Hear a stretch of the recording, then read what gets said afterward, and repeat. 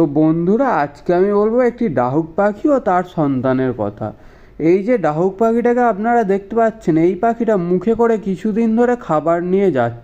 আর ঠিক তারপরেই আমি লক্ষ্য করলাম আমাদের পুকুরের ওপরের দিকে একটি গাছের উপর তারা বাসা বেঁধেছে। আর তার কিছুদিন পরে আমি দেখতে পাই জলের মধ্যে তাদের একটা ছানা বাসা থেকে পড়ে গেছে। আর তাই দেখে আমি তাড়াতাড়ি করে ছানাটিকে নিজের হাতের মধ্যে তুলে নিই, আর দেখি ছানাটা বেঁচে আছে। আর এই ডাহুক পাখির ছানাটা জলের মধ্যে পড়ে গিয়ে একদম ভিজে গিয়েছে। আর এই ছানাটার যেহেতু এখনও পালক বেরোয়নি, তাই এই ছানাটা উঠতে পারে না। তবে ছানাটি জলের মধ্যে সাঁতার কেটে এদিক থেকে ওদিকে পালিয়ে যেতে পারে, কিন্তু এইটুকু ছানা তো ওর বাসায় আর ফিরে যেতে পারবে না। তাই সে জলের মধ্যে এদিক ওদিক করছে বলে আমার মনে হলো বাচ্চাটি কোনো বন্য প্রাণীর শিকার হয়ে যেতে পারে, বা কোনো প্রাণী একে অ্যাটাক করে মেরে দিতে পারে।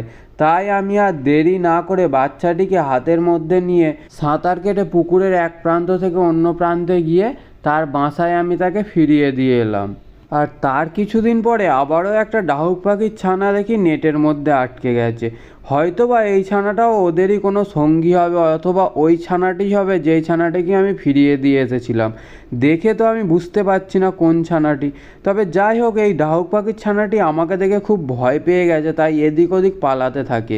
কিন্তু ও পালাতে পারবে না, কারণ ও নেটের মধ্যে সম্পূর্ণভাবে আটকে গেছে, চারিদিকে নেট ঘেরা আছে, তাই ও যেতে পারছে না। আর বাচ্চাটি কিছুক্ষণ এদিকে ওদিক ছুটোছুটি করার পর বাচ্চাটি সম্পূর্ণভাবে হাঁপিয়ে যায়। আর আমি বাচ্চাটিকে হাতের মধ্যে ধরে ওর মা বাবা আর বাকি বাচ্চাগুলোর উদ্দেশ্যে অন্য এক প্রান্তে আমি ছেড়ে দিয়ে আসি। আর তার কয়েক মাস পরে আমি আমার বাড়ির সামনে কিছু খাবার পড়ে থাকতে দেখি, এবং সেখানেই 4-5টা বাচ্চা একসাথে এসে খাবারগুলো খেতে থাকে।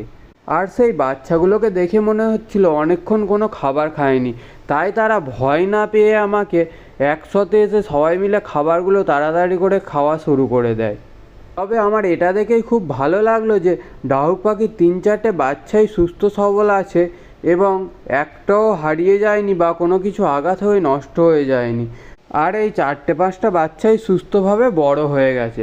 তো আজকের ভিডিও এই পর্যন্তই। ভিডিওটি ভালো লেগে থাকলে একটি লাইক করে দেবেন, আর চ্যানেলে নতুন হয়ে থাকলে চ্যানেলটিকে অবশ্যই সাবস্ক্রাইব করে দেবেন।